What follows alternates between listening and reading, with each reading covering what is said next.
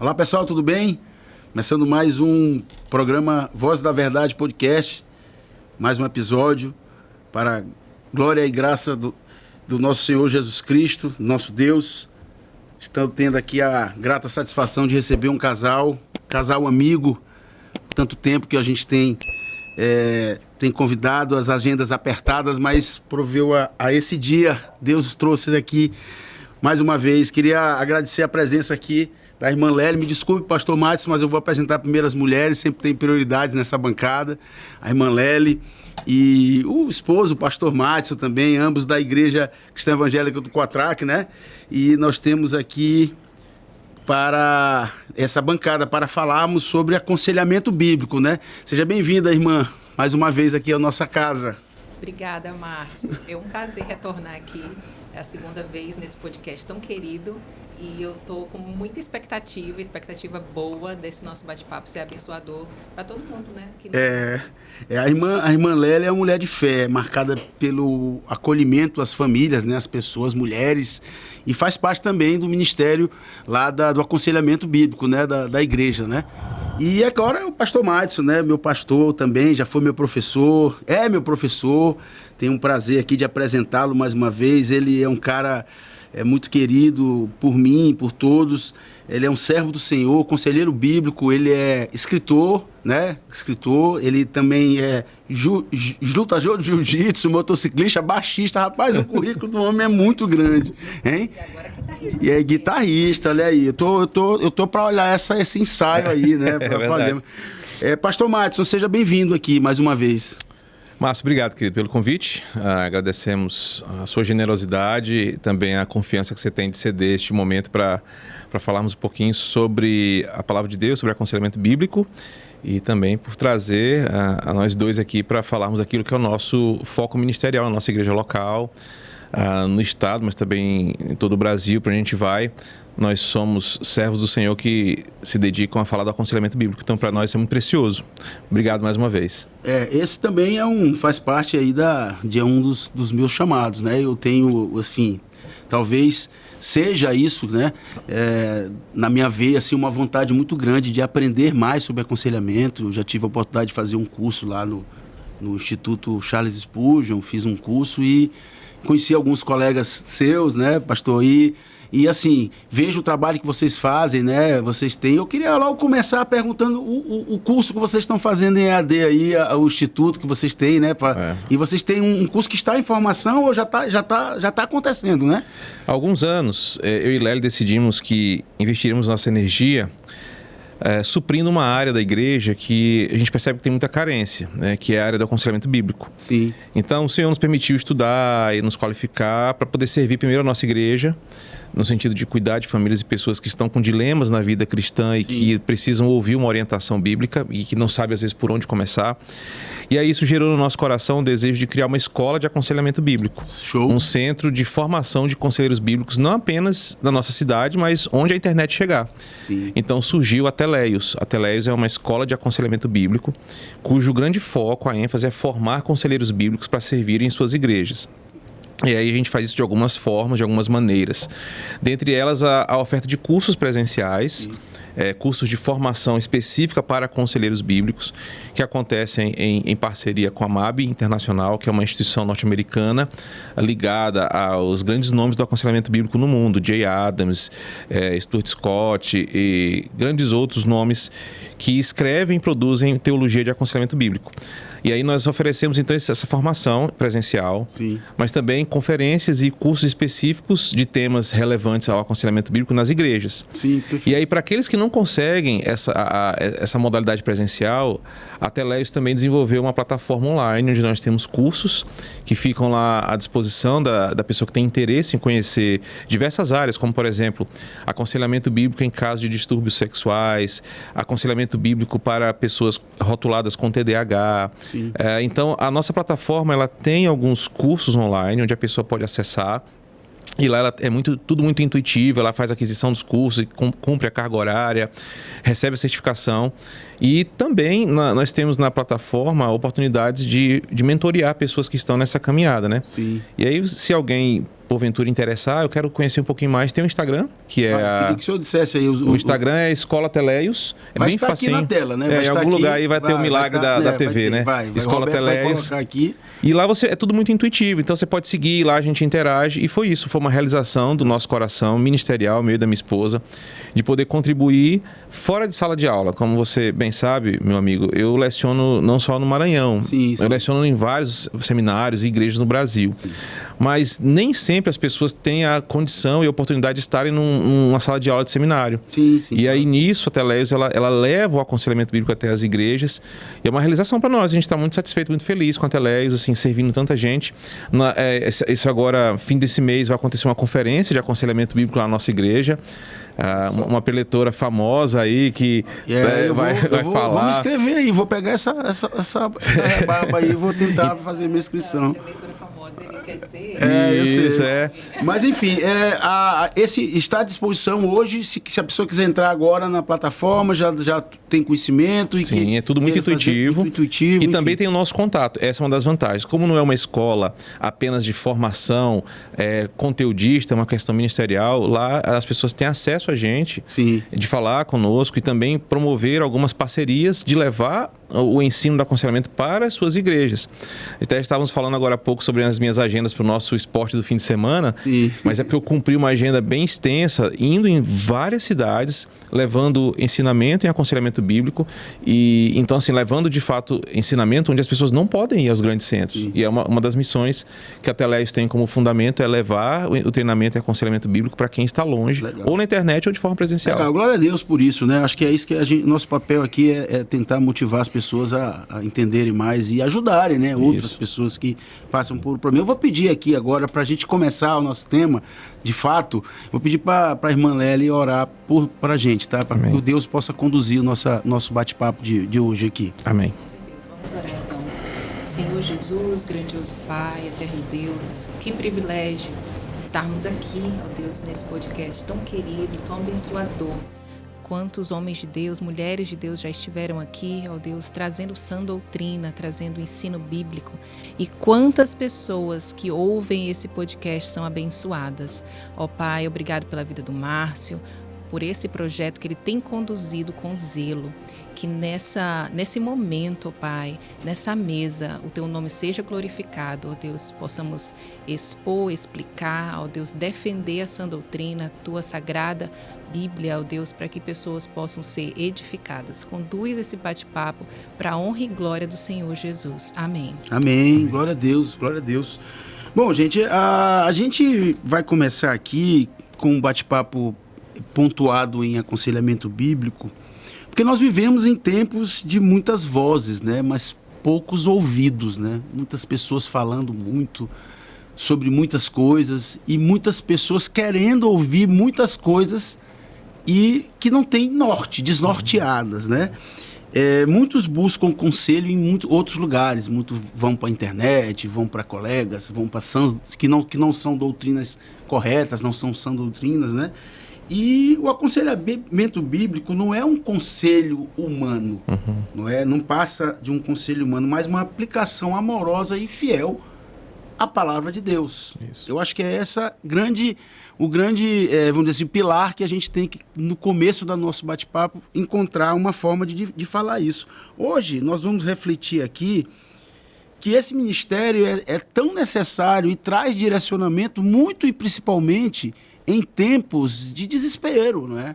Em tempos pós-pandêmicos, em tempos pré-guerras, problemas econômicos, problemas existenciais, e acaba que as pessoas buscam soluções vamos dizer assim, em vozes que não são a verdadeira voz. E o aconselhamento bíblico, ele parte do pressuposto que a Bíblia tem resposta para tudo, né, pastor? Então eu queria começar aqui o nosso bate-papo hoje, primeiro colocando aqui na nossa tela um versículo base, né, que a gente vai partir desse versículo para fazer uma conversa aqui bem doutrinária. Bom, a gente está em 2 Timóteo, no capítulo 3, versículo 16, que diz que toda a escritura é inspirada por Deus e é útil para o ensino, para a repreensão, para a correção, para a educação na justiça, a fim de que o homem de Deus seja perfeito e perfeitamente habilitado para toda boa obra. Pastor Madison, a Bíblia ela é uma referência para o aconselhamento bíblico. É a referência única, inclusive, né? Márcio, quando um certo escritor contemporâneo tentou definir o que era o aconselhamento bíblico, ele trouxe na simplicidade de uma pequena frase uma profundidade da definição. Ele disse assim: o aconselhamento bíblico é levar a palavra de Deus diante dos dilemas da vida cristã. E nessa pequena frase ele disse o seguinte, que o que nós queremos fazer como conselheiros bíblicos é mostrar para as pessoas em seus infinitos dilemas diários, dilemas que surgem no mundo caído, no mundo que não é o paraíso, no mundo cheio de problemas, e levar o que a palavra de Deus diz sobre o coração do homem. Uma vez que a Bíblia ela é a palavra do nosso Criador, do próprio autor e sustentador da vida, não há nada que a Bíblia não tenha uma fala de autoridade. Sim. João Calvino, quando ele comentava o Salmo 19, ele disse que a palavra de Deus ela sempre vai funcionar ou como uma bússola, pontualmente normativa, dizendo com clareza o que é ou não é, ou vai funcionar como um farol, iluminando para o caminho certo a seguir. Então não há assunto, por mais moderno que seja, por mais atual que seja, que a Bíblia não faça alguma forma de apontar para a verdade, de direcionar para a verdade. Tanto é que o nosso saudoso Billy Graham dizia isso, né? Que a Bíblia é mais atual que o jornal de amanhã. Sim. Então, tudo quanto é assunto que possa surgir na vida comum, fora do paraíso, todos os dilemas, todas as novidades que vão inquietar nossa alma, na Escritura, nós vamos encontrar uma resposta. Sim. Às vezes normativa, Deus dizendo diretamente através das experiências dos seus escritores ou da própria lei, Sim. mas por vezes através de princípios e exemplos.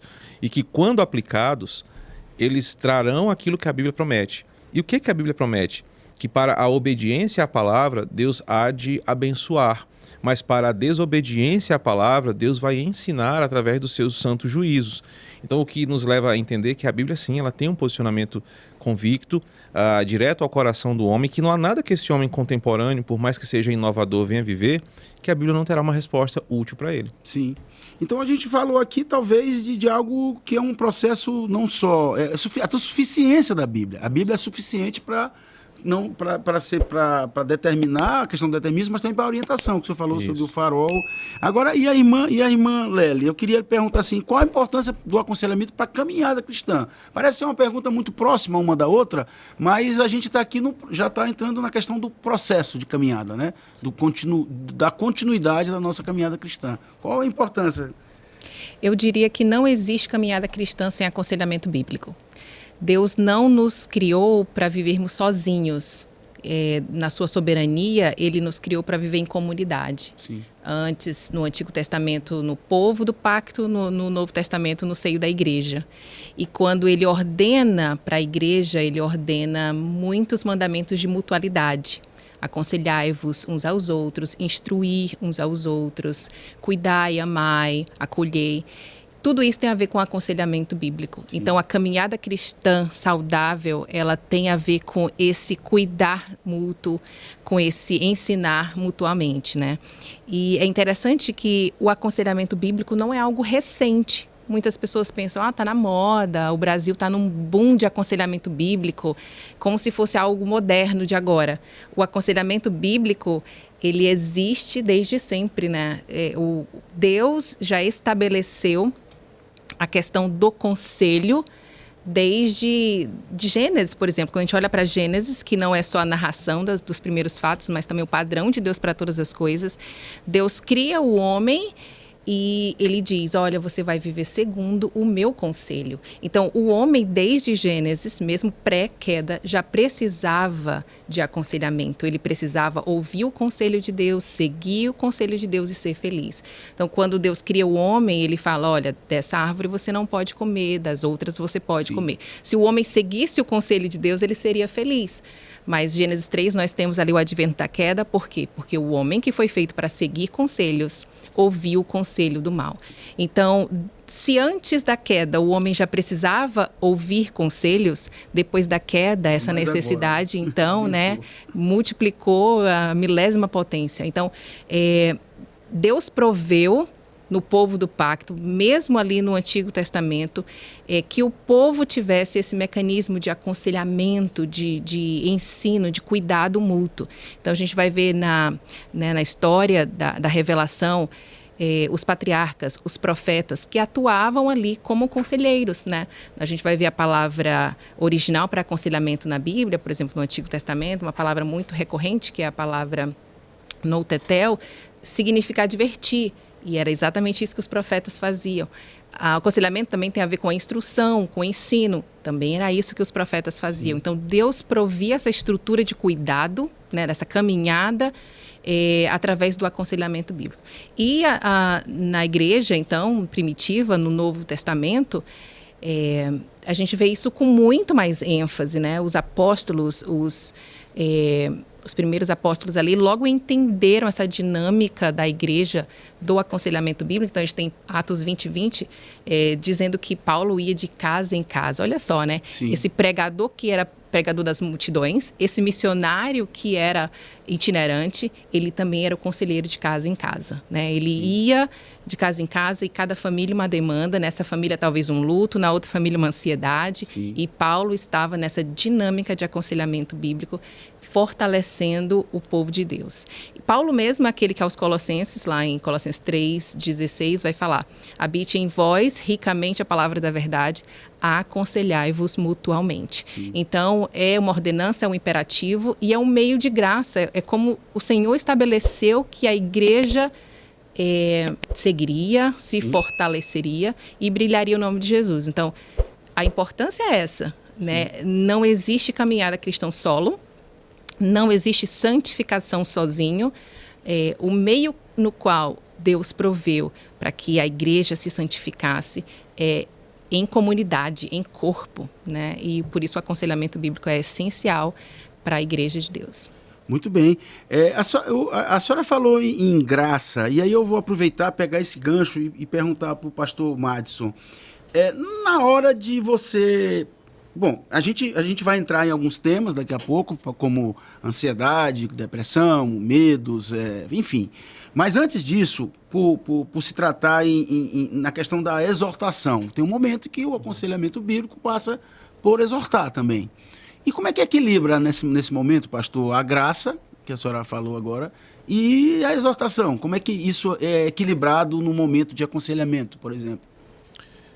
Paulo, quando ele escreveu aos Tessalonicenses, ele falou sobre as diferentes formas de aconselhar usando a mesma palavra de Deus como elemento norteador, e como que para cada situação, tanto o conselheiro quanto a palavra vão ter uma postura diferente. Sim. Aí ele diz assim, que quando a pessoa é uma rebelde, ela se rebela contra a palavra, eu leio em submisso, 1 Tessalonicenses 5:14. A gente tem que advertir, admoestar. E a palavra lá para admoestar é repreender com severidade. É aquela ideia de um confronto contra alguém que está fora da lei. Porque o rebelde lá, o insubmisso, é alguém que sabe o que é correto, mas insiste em não fazer. Para isso, o rigor da lei deve cobrá-lo com uma advertência com mais veemência. Sim.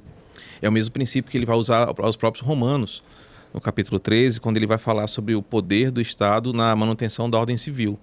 Então, por vezes, o conselheiro bíblico, para lidar com o rebelde, ele tem que ser mais duro. Em atos disciplinares, por vezes, uma palavra de confronto, como Deus fazia com Israel. Sim. Deus era tão radical, nesse sentido de advertir o rebelde, que palavras como eu vou retirar vocês do meu meio, eu vou puni-los, eram palavras fortes, mas que definiam exatamente o zelo de Deus pela sua pureza.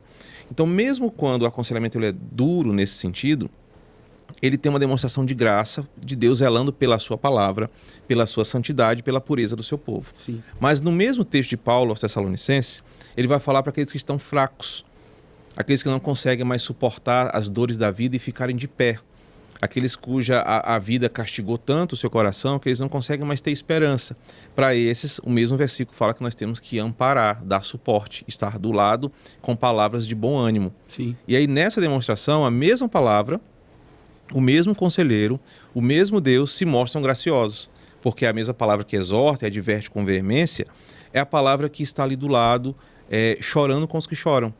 E aí, quer seja na repreensão veemente ou no simples abraço fraterno uma oração de clamor, pedindo que Deus dê força ao cansado, uma própria palavra de estímulo, lembrando da realidade da eternidade do crente, das promessas de Cristo conosco, mostram que é um meio de graça. Então, quer seja na dureza do conselho, quer seja na amabilidade da palavra dita ao cansado, a Bíblia em todo o tempo se mostra um elemento que nos alimenta a esperança e a fé. Amém. Isso foi uma das coisas, pastor, e aí eu quero só compartilhar um pensamento meu, né, que me confortam, né?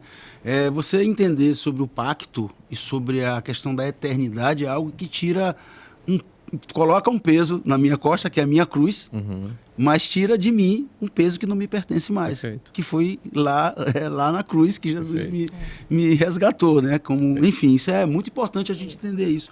Mas o senhor falou sobre a questão do momento, né? Da importância, e a irmã Lélia falou também sobre a questão da sensibilidade. Acho que o aconselhando, né?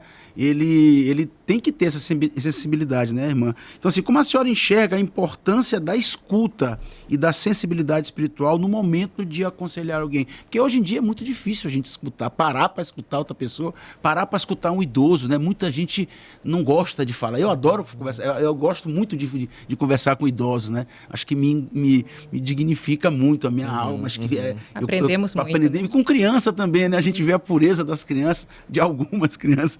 Mas, enfim, como é que é essa questão da sensibilidade na hora de escutar para aconselhar?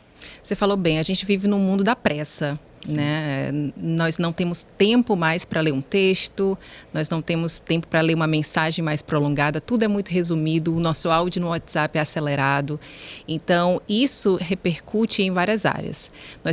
Nós temos pressa para dar uma opinião sobre tudo, né? Então se temos um assunto boom no momento no Instagram, todo mundo tem a sua opinião em menos de 5 segundos. Sim. Nós não paramos mais para refletir e para ponderar, mas a Bíblia vai nos instruir quanto a isso. Quando o conselheiro bíblico está de frente com alguém que precisa do conselho, né, esse aconselhado, ele vai vir precisando falar muito. Sim. Ele tem muita demanda de colocar o seu coração para fora, né?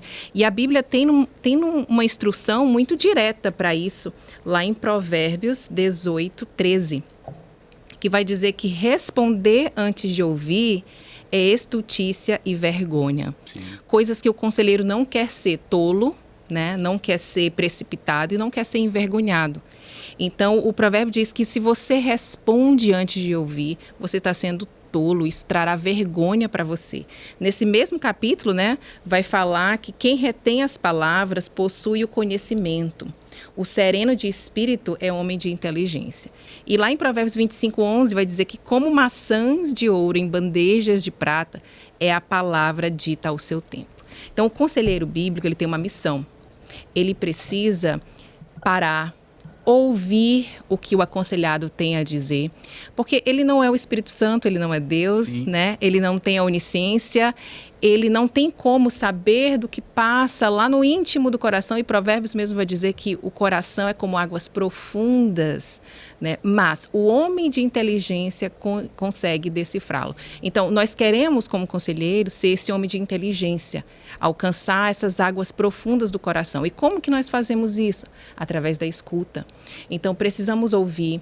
Então, acontece muito de um aconselhado chegar e nas primeiras palavras dele, dizer, essa semana eu estou sofrendo com medo. O conselheiro ali, em menos de 5 minutos, já tem um diagnóstico pronto, ouvir uma palavra ou outra e já sei do que se trata, deixa eu falar aqui, e começa a metralhar milhões de versículos bíblicos, conceitos isolados ou até opiniões próprias, sem ouvir. Sim. Então, isso não pode acontecer, isso não é sábio, segundo as Escrituras. O conselheiro bíblico precisa, para alcançar as profundezas do coração, ouvir e fazer boas perguntas. Sim.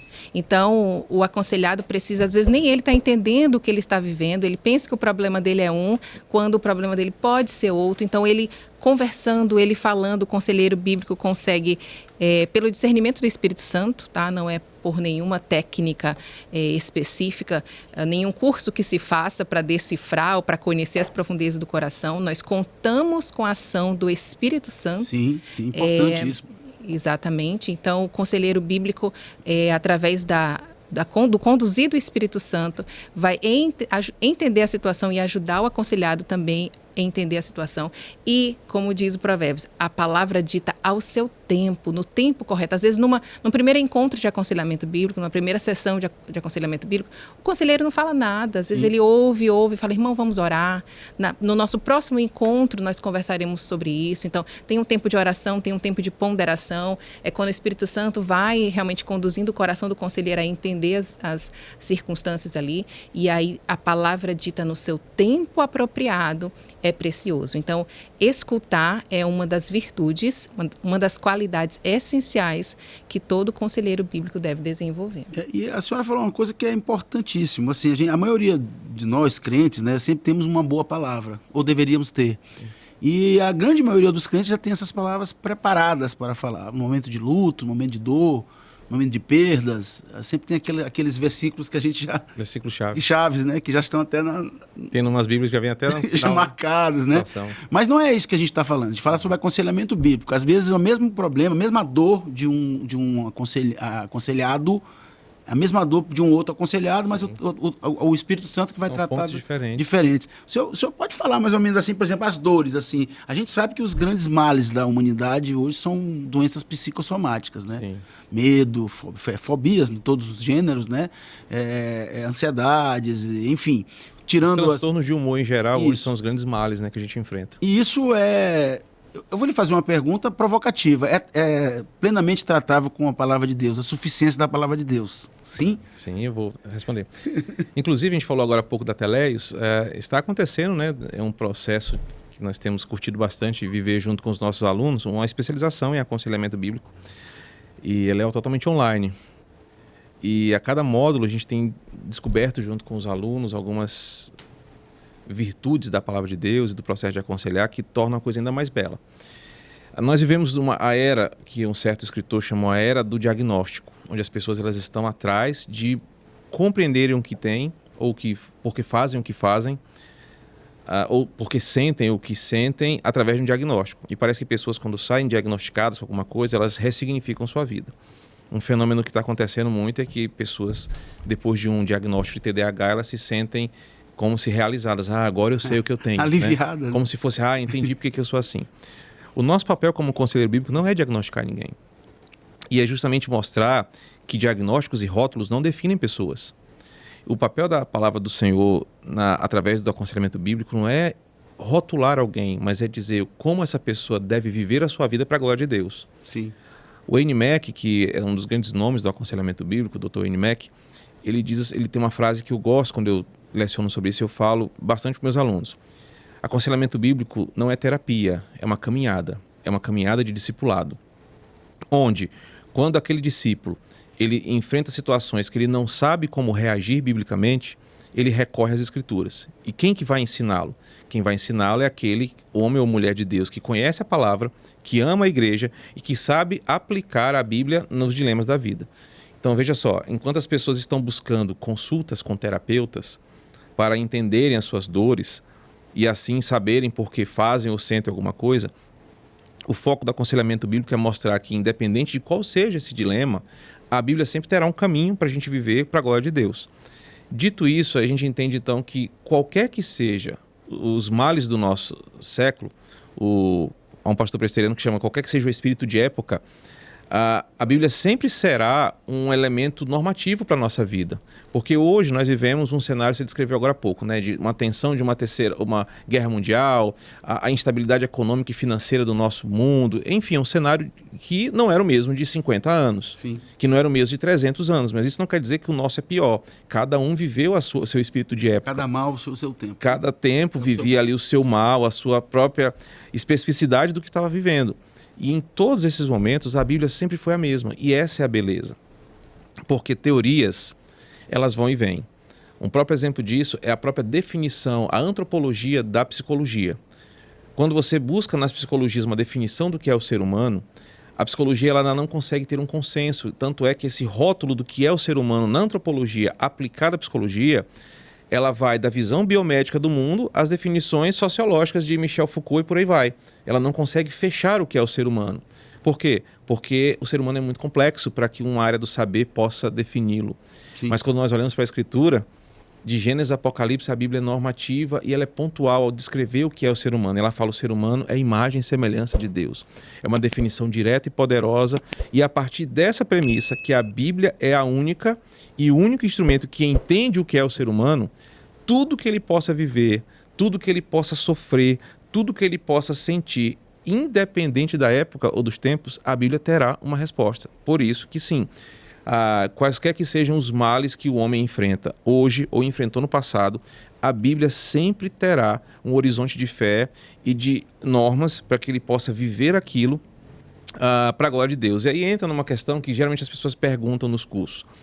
A Bíblia, então, ela está preocupada em curar a depressão de alguém? Ela está preocupada em curar a ansiedade, ou TEA, ou TDAH, ou algum outro rótulo? A Bíblia não está preocupada em curar diagnósticos. Ela não está preocupada em apontar diagnósticos. Ela está preocupada em dizer o seguinte: olha, nós podemos viver sim num mundo quebrado, onde o nosso sistema nervoso central está quebrado, onde o nosso corpo está doente. É por conta do pecado, né? Exatamente, onde estamos fora do paraíso e ainda assim vivemos para a glória de Deus, sem precisar de rótulos, de diagnósticos ou de tratamentos para isso. Porque a Bíblia vai dizer que o tratamento, que se é que eu posso usar essa palavra, ele não partirá de uma terapia, mas de uma caminhada.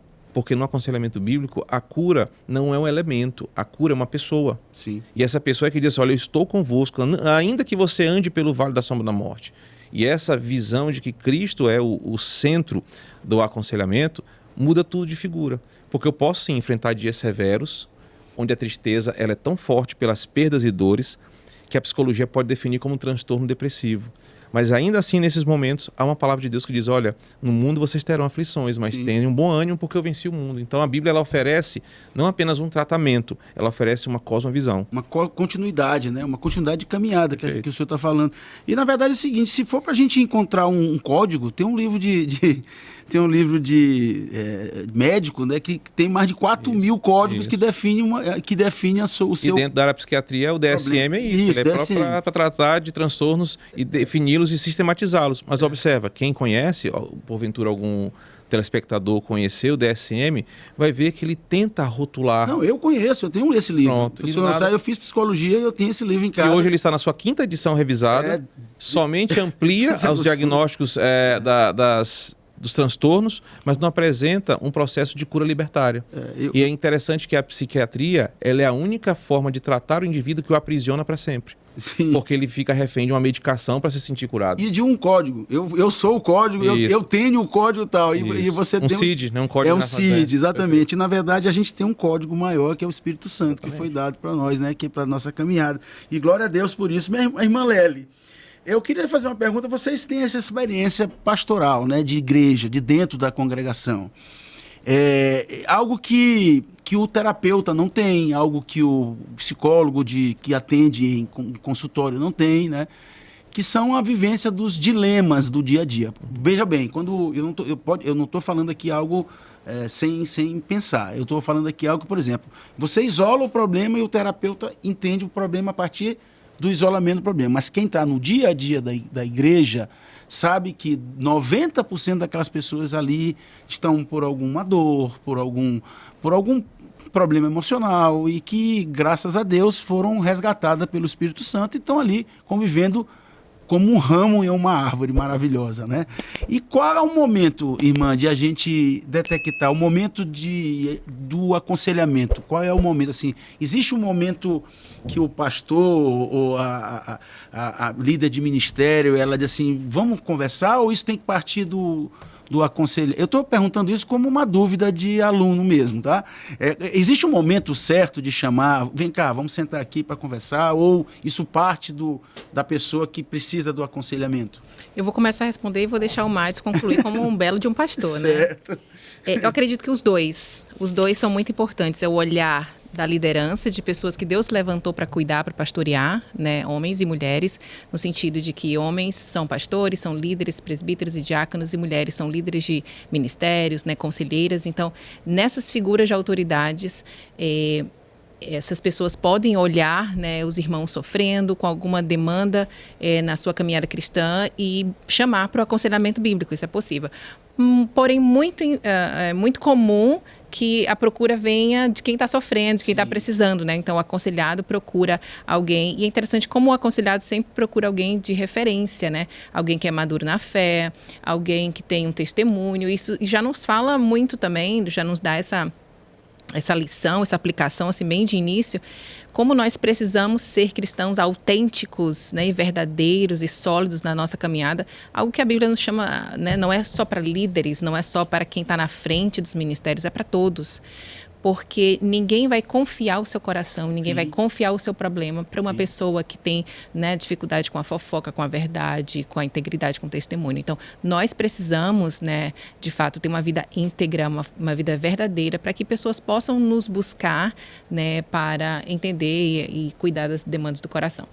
Lá em Colossenses, capítulo 1, versículo 28, vai dizer que, enfim, a gente poderia ter muito tempo para explorar esse versículo, mas vai dizer que o aconselhamento, né, que o ministério de Paulo, que era anunciar Cristo, acontecia de duas formas. Primeiro, advertindo e ensinando, né? Então, esses dois verbos que eu quero ressaltar agora são atividades, são prática do aconselhamento bíblico. Então, o aconselhamento bíblico pode advertir, ou seja, exortar, chamar a atenção. Então, nessa perspectiva, um pastor, um líder de ministério, né? Um presbítero, uma mulher que está à frente do departamento de mulheres, do Ministério de Mulheres, do grupo de oração, pode então observar, né, uma ovelha ali que está fraquejando em alguma área, ou que está sofrendo, às vezes está isolada, às vezes está distante, e chamar, né? Irmão, o que está acontecendo com você? Eu vi o seu testemunho, eu vi o que você fez, eu vi o que você falou, me conta mais a respeito disso. Ao invés de falar para outra pessoa, que já se enquadra em fofoca, procura a pessoa no 1 a 1, deixa eu entender o que está acontecendo com você. Então,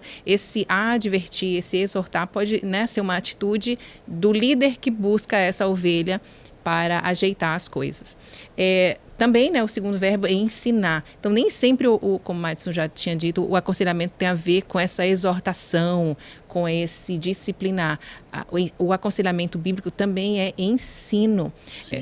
Prover ferramentas para que a pessoa caminhe a sua vida cristã, sua vida em Jesus, de forma correta, de forma madura, né? Como o texto mesmo vai apontar, visando que apresentemos o homem perfeito em Cristo. Então, esse é o objetivo do aconselhamento bíblico. Sim. Apresentar o homem perfeito em Cristo, assim como o versículo que você projetou aqui também no início, né?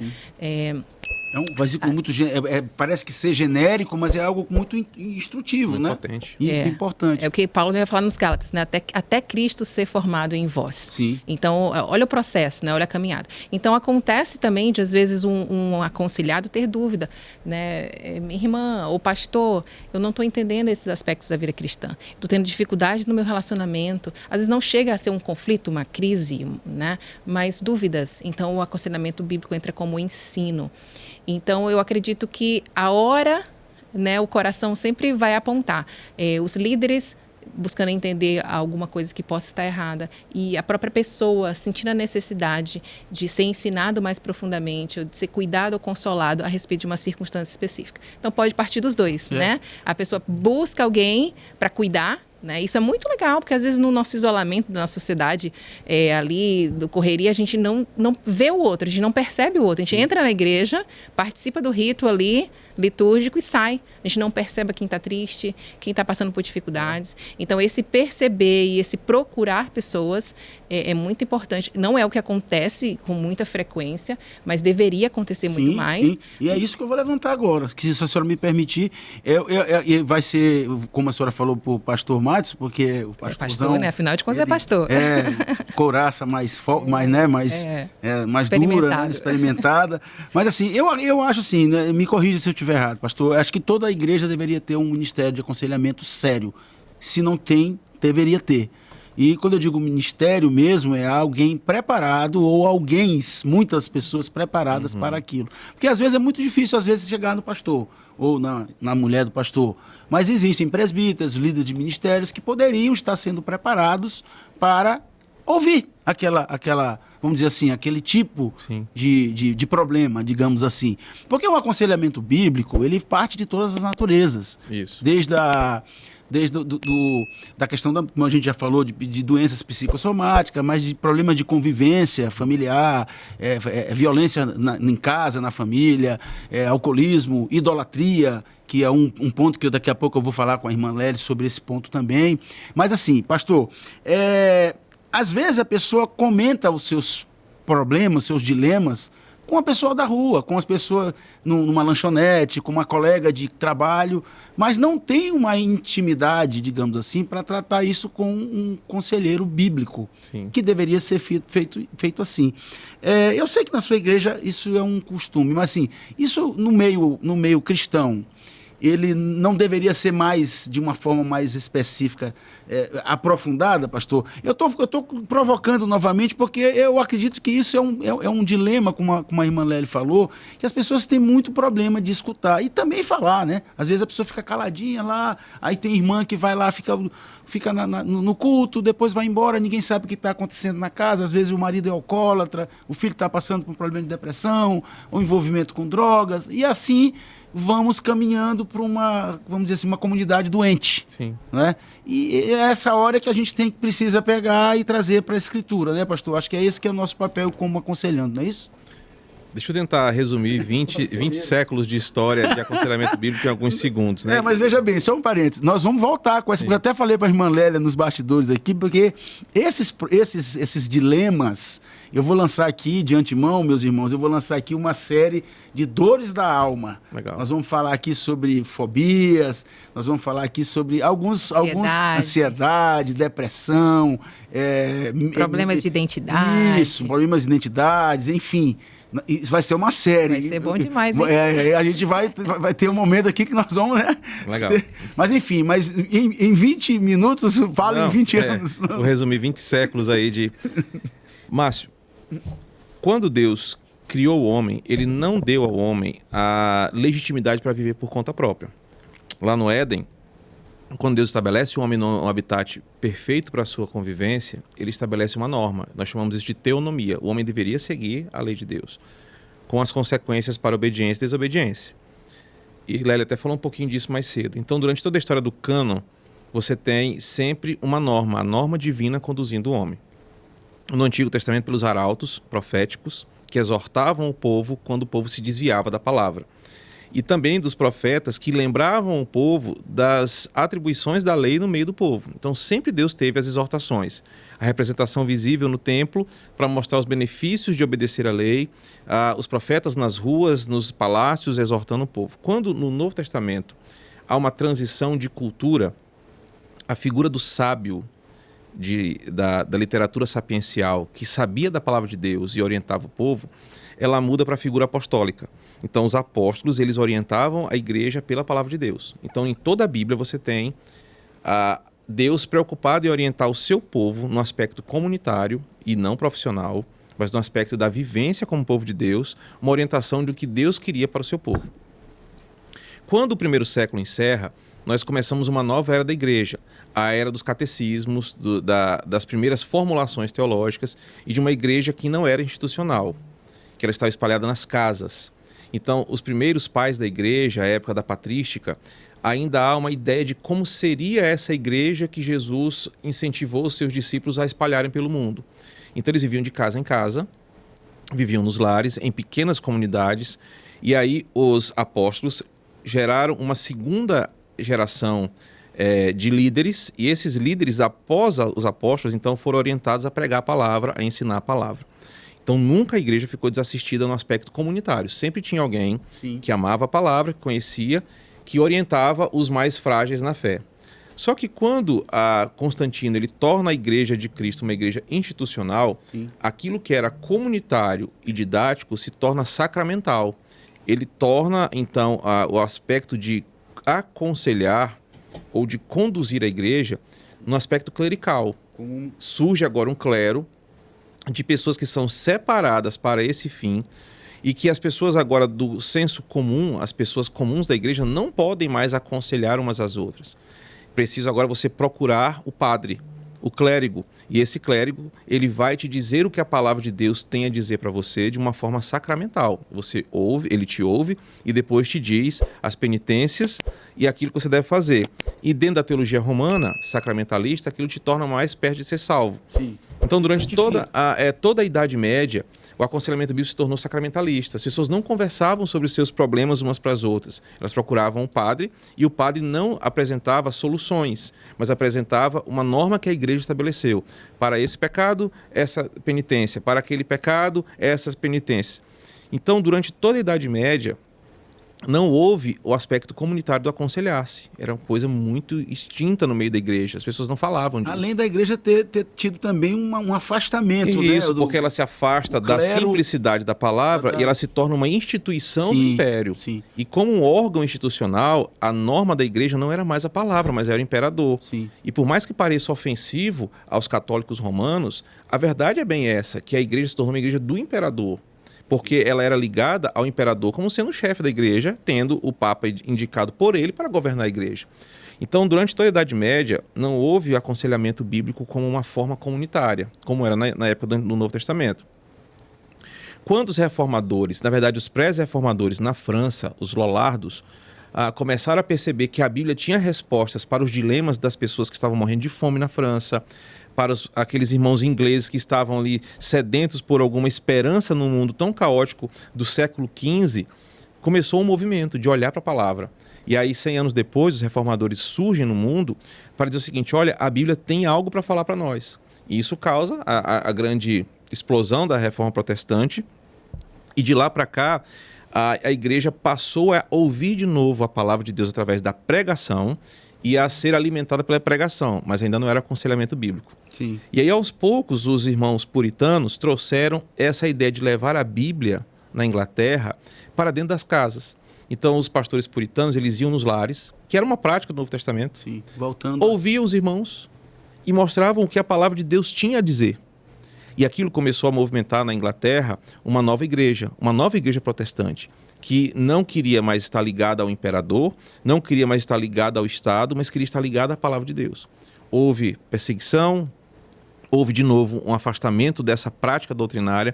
Surge então na história um cara chamado... Um detalhe que os puritanos eram conhecidos como os médicos da alma, os né? curadores da alma. Os puritanos como Richard Baxter, John Owen, Thomas Brooks, são teólogos que têm uma produção literária e acadêmica muito voltada para os temas do coração. Para o ser, né? Isso. E aí surge no século XIX a ideia de uma ciência que entenderia o comportamento humano. Surge no cenário mundial um cara chamado Sigmund Freud. E quando Freud cria o que ele chama de metapsicologia, ele desenvolve uma forma de entender o comportamento humano. Então, aquilo que era um aconselhamento para os dilemas da vida pela palavra se torna uma profissão ligada ao humanismo, ligada ao materialismo de Charles Darwin e à visão reducionista de Freud sobre o que é o ser humano, a ponto de definir o ser humano como puros instintos, e aquilo então se torna um campo profissional de aconselhamento. E aí, durante mais ou menos 100 anos, quando se falava de dilemas da vida, não se falava mais da potência da palavra para nos guiar, mas falava de quê? De terapias e de teorias que surgiram através de teóricos do comportamento. Quando, em 1970, um carinha chamado Jay Adams, que nesse momento está com o Senhor, ele percebeu que não era saudável crentes não ouvirem o que a Bíblia diz sobre os seus dilemas, mas correrem para psicólogos, correrem para terapeutas sem considerar o que a palavra de Deus estava dizendo, ele percebeu que essas pessoas estavam perdendo a beleza do que o Evangelho tinha a oferecer. 1970? 1970. 55 anos atrás. Exatamente. E aí o Jay Adams, então, nessa época, ele trouxe uma revolução para a igreja norte-americana que estava totalmente psicologizada. Eu sou de uma época, não pareço tão velho porque eu tomo Formal todo dia de manhã no café, mas quando eu fui para o seminário, no início do século XXI, cara, eu falo isso, o pessoal não entende, eu fui para o seminário no ano 2000, cara. Então, nós tínhamos uma cadeira chamada Psicologia Pastoral. Era muito comum nos seminários nessa época. Mas, basicamente, era um psicólogo que dava aula para nós e aí ele começava dizendo: o homem é fruto dos seus instintos. Ele citava uma máxima de Freud. Sim. Só que a gente ouvia aquilo na época, uau! Mas quando a gente ouve a palavra de Deus, fala assim, cara, mas a Bíblia diz diferente. Fala que o homem é imagem e semelhança de Deus. Mas para nós, naquela época, era o que tinha. Só que quando Adams percebeu que os crentes, com seus dilemas da vida caída, comum, as dores do mundo, corriam para uma teoria secular, para ouvir o que Carl Rogers diria, para ouvir o que Freud diria, para ouvir o que outro teórico falaria, Viktor Frankl e tantos outros, mas não ouviam a palavra de Deus, Adams percebeu, nós estamos perdendo muita coisa. Precisamos ouvir o que a palavra de Deus diz. E em 1970, J. Adams resgata o que sempre foi uma propriedade da igreja, que se perdeu ao longo do tempo, quando se tornou um sacramento e quando se tornou uma profissão secular. Perfeito. O quê? Ouvir o que a Bíblia diz sobre o que a gente vive. Então, o que nós queremos é trazer para o ouvido dos crentes que têm acesso a essa palavra, antes de correr para uma terapia, antes de correr para um comprimido, antes de correr para alguma outra alternativa desse mundo, só ouça o que a Bíblia diz. Sim. E ouvindo o que a Bíblia diz, coloque em prática o que ela fala, que você vai provar da beleza da palavra de Deus. Amém. E outra coisa, a gente não está defendendo algo de suspensão de medicamento, Não. de tratamento, não. É escutar o que a Bíblia tem para Exatamente, dizer apenas sobre esses isso. males, né? Exatamente. Eu acho que a cura vem da caminhada, que o senhor falou no começo. Perfeito, pastor. Muito obrigado aí pela aula aí. E digo que o senhor viveu o bug do milênio, né? Aquele medo, né? De desaparecer tudo do seu computador. Eu li, eu sou mais novo que o senhor, eu li. Eu li. Eu li sobre Eu isso. ouvi dizer. Eu ouvi dizer sobre isso aí. Mas enfim, irmã, a gente vive talvez um dos maiores dilemas espirituais, digamos assim, e pecaminosos, né? E a Bíblia nos fala isso aqui em quase todos os livros, que é a idolatria, né?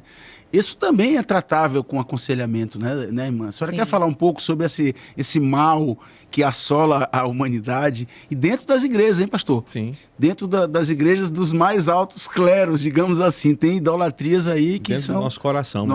Exatamente. Dentro do nosso coração. E eu sempre digo, né, que o culto do eu nós vivemos nós somos os Nabucodonosores, né? Fazemos estátuas de ouro nossas, né, para que todo mundo fique se bajulando, se adorando, né? É um mal, né, irmã? Exatamente. Você falou da estátua de ouro, né? Lembrei do bezerro de ouro. A idolatria sempre foi um pecado do povo de Israel no Antigo Testamento. Tanto é que lá em Êxodo 20, no Decálogo, o primeiro mandamento é exatamente uma advertência contra a idolatria. Então, Deus vai falar, não tenhas outros deuses diante de mim. Então, eles sabiam, né? O povo naquela época, no Antigo Testamento, sabia, nós não podemos ter estátuas de pedra, de gesso, de madeira. Lá em Ezequiel, capítulo 14, é um texto interessante, porque anciãos de Israel vão ter com Ezequiel para ouvir o que Deus tinha a dizer, e Deus disse, não, eu não vou responder a esses anciãos, não, porque esses anciãos aí ergueram ídolos em seus corações. Né? Uma das primeiras referências da Bíblia a respeito de uma idolatria que não era externa, não era aquela idolatria que o povo estava acostumado a ver, mas era uma idolatria que acontecia no secreto do coração. Sim. Então a gente pensa, né, quando fala de idolatria, inclusive o pastor e reverendo Felipe Fontes tem um livro que ele vai falar assim, a gente tem visões erradas sobre a idolatria. Primeiro a gente pensa que a idolatria é um pecado externo, que é visível. Então, como que você reconhece o idólatra? Porque eu vi que estava usando um cordão diferente, uma pulseira específica, uma fitinha no carro ou numa procissão. Então, a gente pensa que idolatria tem a ver com um pecado visível, quando não. Felipe Fontes também vai falar que pensamos que a idolatria é um pecado de outras religiões. E quando pensamos numa religião cristã, pensamos no catolicismo romano. Então, evangélico não é idólatra. Como que o evangélico, né, da igreja da base, da cristã evangélica, ele pode ser idólatra? Não, isso é um pecado de outras religiões pagãs, ali, de outros lugares do mundo, ou, se estamos falando de cristianismo, do católico, não do protestante. Felipe Fontes vai dizer também que a gente se engana achando que a idolatria é um pecado como outro qualquer. Tipo, todo mundo peca, quem não peca, nós aqui estamos cheios de pecado. Então, a idolatria pecadinho, né? Isso é um pecadinho. É mais um pecado, né? Então, a Bíblia vai nos ensinar que a idolatria, primeiro, é um pecado interno, acontece numa dinâmica muito específica do ser humano, que é a dinâmica interna do coração. Provérbios 4:23 vai falar de tudo que se deve guardar, guarda o teu coração, porque de lá flui as fontes de vida. Então, a idolatria, que é a substituição da adoração do Deus verdadeiro por outro Deus falso, ele não acontece em outra instância senão no coração. Por isso, é um pecado que você não consegue apontar, você não consegue ver, né, nem no seu vizinho e muitas vezes nem em você. Não é um pecado de outra religião, é um pecado inclusive nosso, né, do povo de Deus, do protestantismo. Inclusive João vai falar para a igreja lá em 1 João 5, se eu não me engano 22, vai falar: filhinhos, guardai-vos dos ídolos. Ele fala para a igreja, ele não fala para o ímpio, ele não fala para outro povo, ele fala para a igreja. Paulo também aos Coríntios vai dizer: meus amados. Eu acho engraçado, né? Interessante que tanto João, filhinhos, sim, Paulo, meus amados, né? Chamando com carinho, amor, né? Com carinho, né? Preocupação de chamar mesmo. Assim, Paulo vai dizer: fugir da idolatria. Ou seja, é um pecado real, meu e seu, do povo de Deus. E não é um pecado como outro qualquer. É um pecado que ofende diretamente o Senhor, né? O Salmo 135 e vai falar, né, que duras penas terão aqueles que trocam o Senhor por outros deuses. É um pecado que Deus condena. O próprio Ezequiel 14, Deus vai aplicar um castigo ali severo para aqueles que cometem idolatria. Então, é uma afronta ao próprio Deus. E o G.K. Beale, que é um autor, inclusive o autor daquele livro Você se torna aquilo que adora, sim, não sei se você já viu, mas sim, é um livro muito conhecido. Inclusive, eu gosto desse título, porque aí sim, na verdade, faz menção ao Salmo 135, que fala que você tornam-se semelhantes a eles, aqueles que o adoram. Ou seja, você se torna parecido com os ídolos. Sim. Né? Você imita.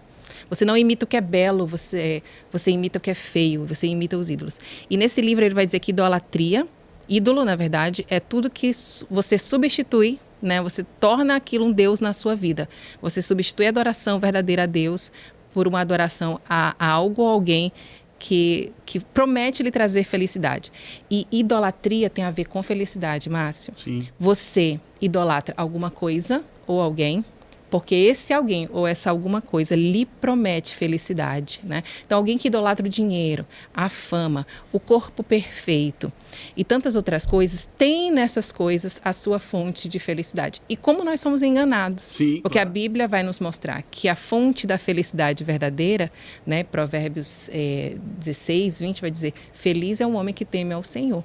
Feliz é o homem que confia no Senhor, não em que confia na beleza, no trabalho, no sucesso e tantas outras coisas. Então, a idolatria é um perigo. Os ídolos nos passam as pernas porque nós não conseguimos ver esses ídolos. É um problema no aconselhamento bíblico muito frequente. Então, o conselheiro bíblico ele tem que ser muito perspicaz para entender que muitas vezes os problemas ditos não são os problemas verdadeiros, mas por detrás deles tem uma idolatria. Então, vamos imaginar que um conflito familiar, o conselheiro bíblico está, né, frente a um conflito de um esposo e uma esposa, né? E essa esposa fala: ele não cuida de mim. E o esposo fala: ela não lava a louça e não serve meu prato. Então, aqueles conflitos ali que parecem rotineiros. Sim. E o conselheiro bíblico será muito imaturo, muito tolo, se ele só colocar ali regras de princípios e morais ali para ser cumprida. Tipo, você precisa servir o jantar do seu esposo, você precisa, né? Pode, não pode. Ele pode, voltando para o nosso assunto, né, anterior, ouvir, entender, discernir que às vezes aquela esposa não está servindo o seu esposo, não é por uma falta de imperativo ou mandamento, mas porque existe um ídolo. Sim. Né? A egolatria, por exemplo, ela quer ser sempre servida, sempre o alvo, né? O alvo das atenções. Existe uma questão idólatra ali. Então, a idolatria ela está por trás, né, de vários pecados, vários conflitos, várias dores. E o conselheiro bíblico, ele precisa ser muito perspicaz, conhecer, entender, para libertar, né, aquele aconselhado da idolatria do seu coração. Ser conselheiro dá trabalho, né, pastor? Eu vou mostrar aqui umas coisas que eu tenho algumas obras aqui que eu queria compartilhar com você que está em casa. Olha, dá um pouquinho de trabalho a gente estudar aconselhamento bíblico.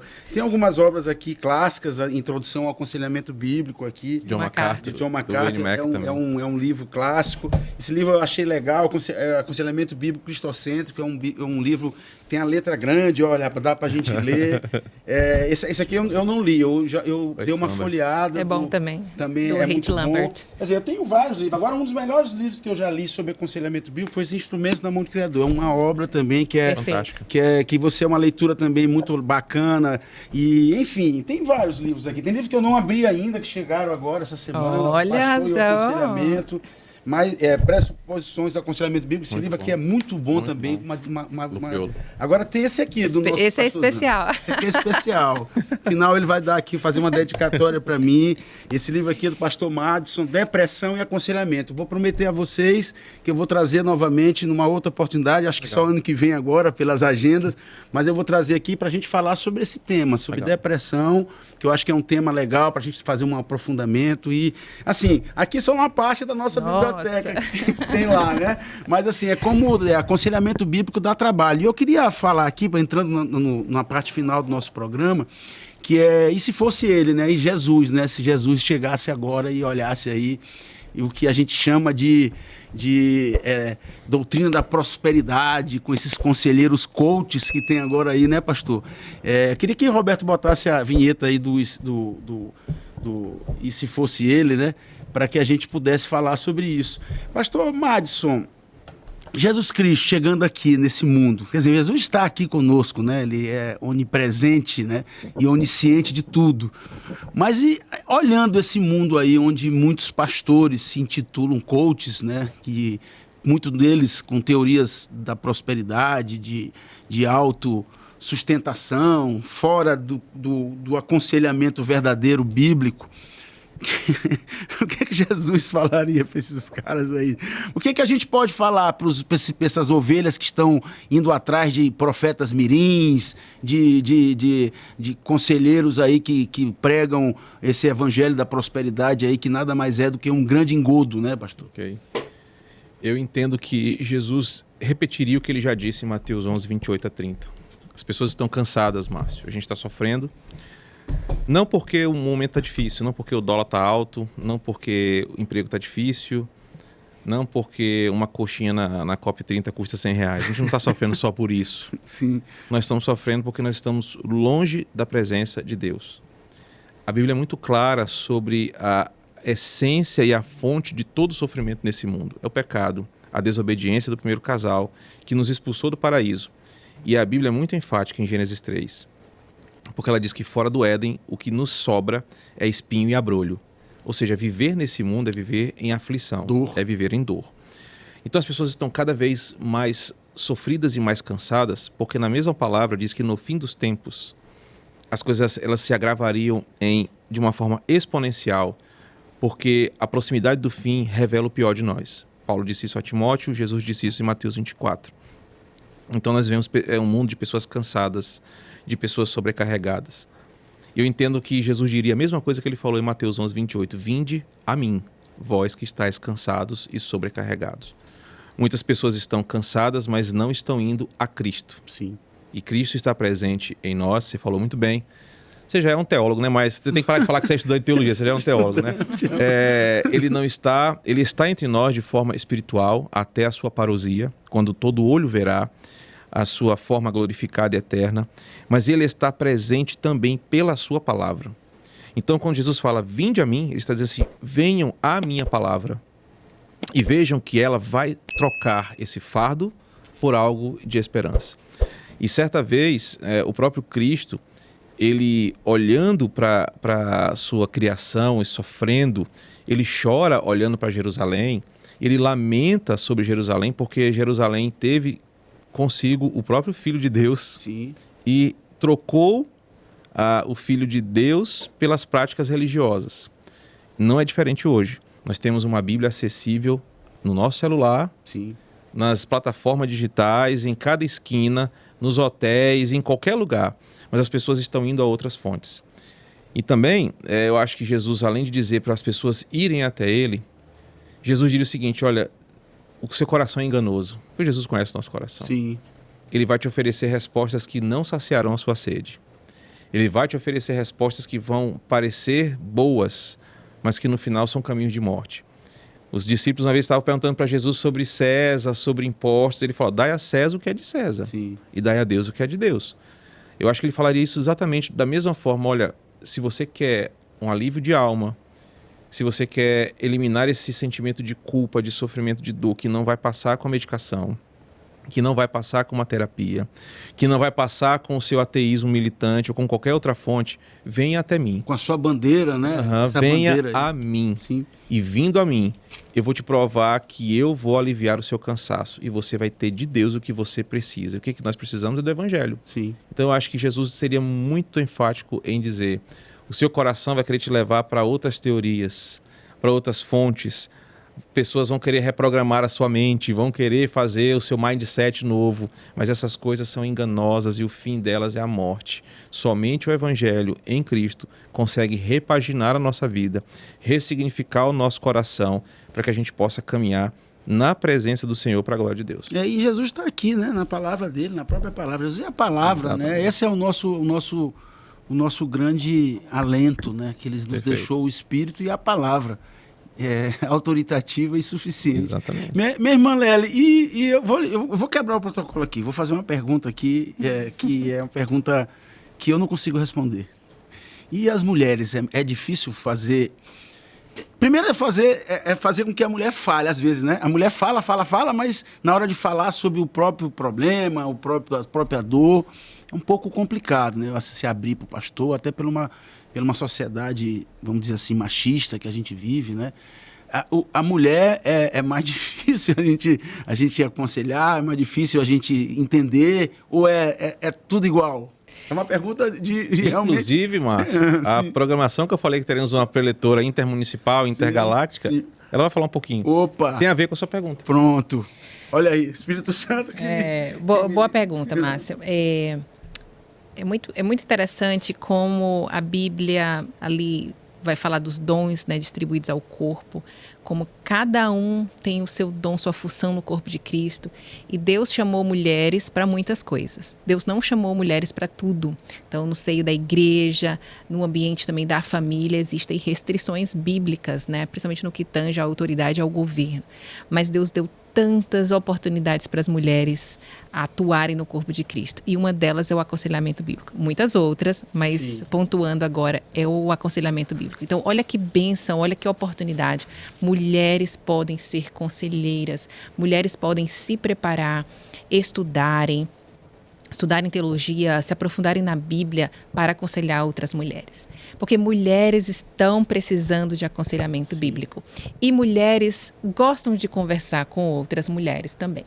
Então, existem algumas dificuldades quanto a mulheres procurarem ajuda, mas acredito também, se a gente comparar com homens, por exemplo, eu creio que homens são mais fechados e são ensinados, talvez desde a infância, a guardarem os problemas, a reprimirem as emoções, a resolverem sozinhos, ou não dar bola para emoções tão superficiais. Então, acredito que talvez os homens sejam mais difíceis de procurar ajuda e conselho, e a gente vê isso também na nossa prática, eu acompanhando meu esposo e auxiliando a ele no ministério, que muitas vezes num conflito familiar, seja no matrimônio, seja na relação pai-filho, mãe-filho, quem busca ajuda é a mulher.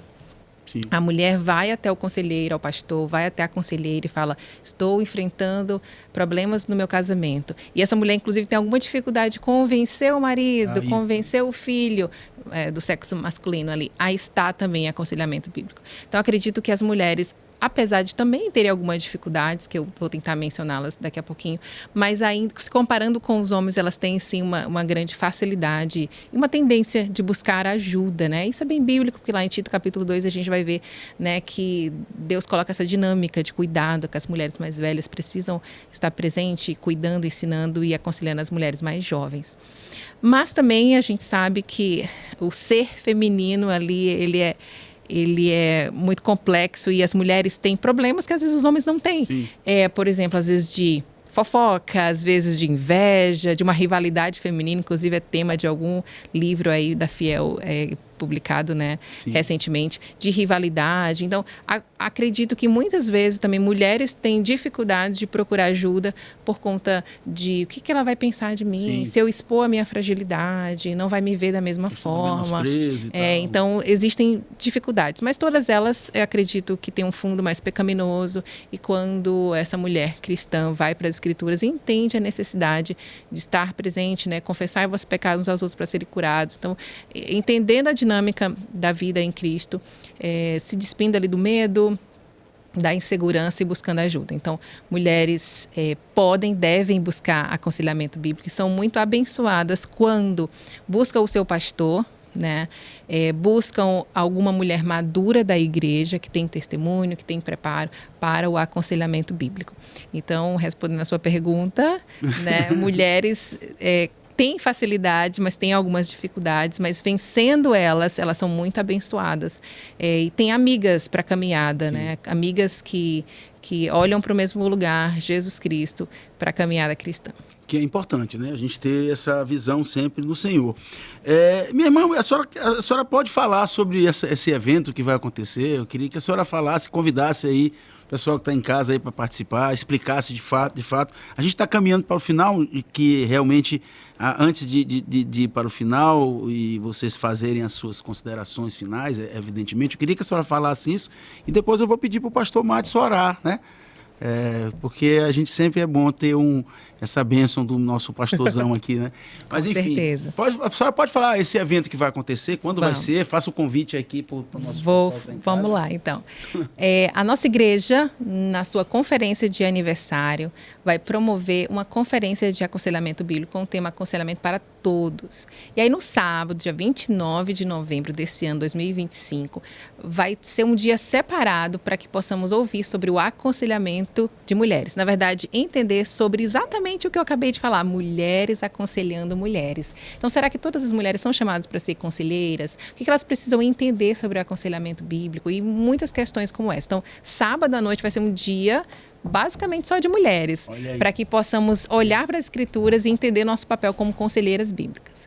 Mas se você também se interessar e estiver disponível, no domingo, pela manhã e à noite, terão então outros temas, aconselhamento para jovens, crianças, adultos e homens. Então participe desse final de semana, 29 e 30 de novembro, na nossa igreja. E nesse dia, 29 de novembro, haverá um lançamento muito especial da Comunidade Teleios, que é um curso online sobre aconselhamento para mulheres. Então, vamos imaginar, eu estou ouvindo o podcast, mas não moro em São Luís do Maranhão, não tenho como ir na conferência, mas quero tanto conhecer esse curso ideal, porque é um curso online e um curso não síncrono, né? Assíncrono, ou seja, no teu tempo você vai poder acessar a plataforma e assistir a aula 1, depois você vai assistir a aula 2 no teu tempo.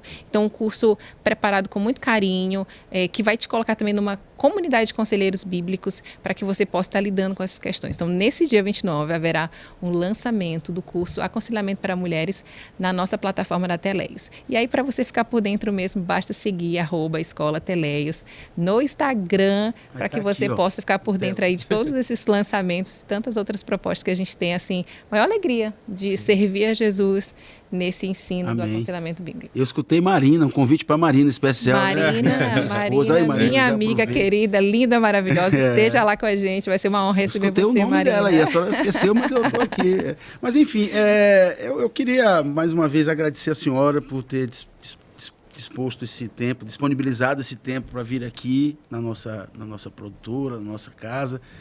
Queria dizer que é uma alegria muito grande recebê-los aqui, né? A senhora não só nesses temas de aconselhamento, mas temas referentes ao ensino e à prática nesse campo, né, de feminino, né? A senhora não só é reconhecida, mas muito respeitada para a glória de Deus, para do nosso grande Deus. Amém. Mas enfim, seja sempre bem-vinda. Obrigada. Queria que a senhora tivesse sempre à disposição e sempre que a senhora quiser, a casa está aberta aqui para a senhora ter esse prazer de falar aqui com a gente. Quer dizer, nós temos o prazer de recebê-lo. Márcio, obrigada. Admiro você, a sua família, a sua esposa. Admiro seu ministério e quero voltar, porque para mim é uma grande alegria. Obrigado. Pastor Madison, antes de o senhor fazer as suas considerações finais, quero lhe dizer que o senhor está intimado a jogar esse basquete lá com Vai rolar. Dia de sábado a gente Mostrar joga toda a minha destreza. Lá a gente faz mais rir do que joga, a gente ri, né? Tô precisando sorrir com os amigos, vamos lá. São 17 anos casado com o Márcio, 17 anos que ele diz que joga basquete. E eu nunca vi. Eu nunca vi. Mas na época, quem é dos anos 90 vai lembrar que era aqui de São Luís, que eu jogava até pela seleção da minha escola. Aí, mas tem muitos anos. Não... não pode dizer. Mas já tinha cesta de 3 pontos? Já tinha. Porque eu sou da época que não tinha. Não, eu já era dessa época. Pastor, obrigado por ter vindo aqui. Eu não posso dizer outra coisa. Eu amo o senhor em Jesus Cristo, eu amo a irmã Lélia também. Eu queria fazer uma pergunta final. Quando um pastor precisa ser aconselhado, ele procura quem? Além da Bíblia, claro, né? Além do Espírito Santo. O pastor, ele deve procurar um outro pastor, uma escola, como é que é? A jornada pastoral, ela é feita de uma rede de amigos. Paulo diz isso aos presbíteros lá em Mileto, Atos 20. Quando ele fala para nós nos preocuparmos em cuidarmos de nós, e quando ele fala isso nas cartas pastorais, ele mesmo dá o exemplo. Ele procura aconselhar-se com Tito e com Timóteo na proporção que Timóteo e Tito cuidam dele também. Sim. Então o pastor ele deve procurar pessoas que caminham com ele, amigos de jornada, amigos de ministério. Porque ali não são competidores. Eu não estou competindo contra meu irmão. Nós somos soldados do mesmo exército, amigos da mesma caminhada. Então, pastores nunca devem andar sozinhos. A vida ministerial ela não é uma vida solitária. Ela é uma vida onde amigos que amam a palavra caminham juntos a serviço do reino. Então, o pastor procura outro pastor. Amém. Então, ou outro irmão em Cristo. Será bem-vindo sempre um pastor lhe procurar, ou assim que, né? Claramente. Bom, essa semana eu estive conversando com um pastor, falando sobre um pastor que não é da minha igreja, conversando com ele sobre algumas questões pessoais, e ele me falou uma coisa assim que mudou a chave, assim. Ele falou assim, será que Deus não está te mostrando algo que tu não quer ver? Cara, para mim foi impressionante, porque eu cheguei em casa, abri a palavra de Deus, chorei, foi muito, rapaz, e mudei. Realmente, a palavra de ela um tem esse poder, né, de nos tocar profundamente. Essa é a beleza do aconselhamento bíblico. Mostrar que Deus sempre tem algo para nos dizer. É verdade. E foi uma palavra simples. Depois de várias horas, ele falou assim, cara, será que Deus não está querendo falar contigo? Abre lá. Por isso que eu falei, não precisamos de diagnósticos com palavras difíceis. Precisamos ouvir o que Deus tem a nos dizer. Bom, pastor, obrigado. Seja sempre bem-vindo. Eu queria que o senhor desse suas considerações finais e depois orasse para nós, por favor. Mano, minhas considerações são apenas essas. Fique firme, Amém. Continue esse ministério. Você tem edificado muitas vidas através dessa tua coragem e essa iniciativa. Nunca espere que o retorno venha nessa vida, porque a coroa de justiça já te está garantida no céu. Aleluia. Então, continue Amém. Servindo a igreja com o que você pode. Você vai longe. Amém. E eu, mais uma vez, agradeço. E fico feliz quando o Lélia vem para cá, porque ela também serve de uma forma bem ampla. E eu fico muito feliz de ver o desenvolvimento ministerial da minha esposa. Tu aprende muito com ela. E aprendo muito também. E quando eu venho para cá, sempre tem um cafezinho bacana, tem um biscoitinho. Então, obrigado, né? Obrigado. Pode orar pra gente aí, meu irmão, por favor. Oremos, então. Obrigado, Senhor, por esse tempo onde nós, teus servos, filhos do Senhor, mas também companheiros de jornada, sentamos para conversar ao redor da tua palavra, porque ela é o elemento central da nossa conversa. Nós não falamos de nossas ideias, nem falamos do nosso coração, mas falamos daquilo que o Senhor tem para alimentar a tua igreja nessa terra. Então, obrigado por esse espaço que o Senhor criou na Cletos Produções para que o teu nome fosse pregado onde nós não podemos ir fisicamente. E o Senhor tem usado essa tecnologia, a esse momento, essa forma para levar o teu evangelho que cura, que sara, que liberta, onde quer que as pessoas tenham acesso a essa informação. Eu te agradeço pela vida do Márcio, de sua equipe, e também peço que a todos os que participarão um dia desse projeto, venham para cá com o coração desejoso em apresentar o Senhor, apresentar a grandeza da tua palavra, e que corações sempre sejam edificados na rocha que é Jesus. Nos guarda para que sejamos sempre apaixonados pela tua palavra, crentes em Jesus e servos do Senhor. Seja conosco, em nome de Jesus. Amém. Amém, amém. Bom, gente, em cada episódio que a gente faz, a gente tem uma emoção diferente, né? Hoje aqui a gente compartilhou uma palavra de consolo, né? De sabedoria, de restauração aos corações que estão nos ouvindo, aos nossos corações. E essa palavra que possa nos transformar num ser, as nossas comunidades, instrumentos de paz, de verdade e de fé. Que Jesus Cristo sempre seja o teu caminho, meu irmão. Porque Jesus te ama e nós também amamos vocês. Até o próximo programa. Que Deus abençoe a todos. Muito obrigado.